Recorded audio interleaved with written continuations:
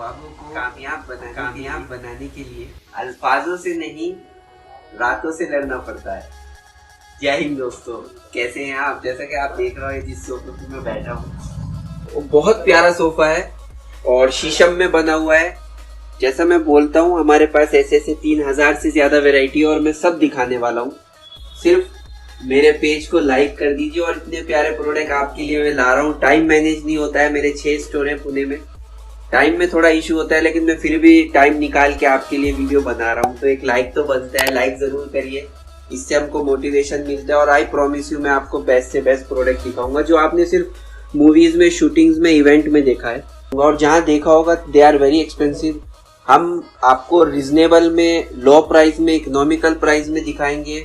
यहाँ पर आपको सब जेन्युइन प्रोडक्ट मिलेंगे। अपना ध्यान रखिए, अपनों का ध्यान रखिए। जय हिंद, जय महाराष्ट्र।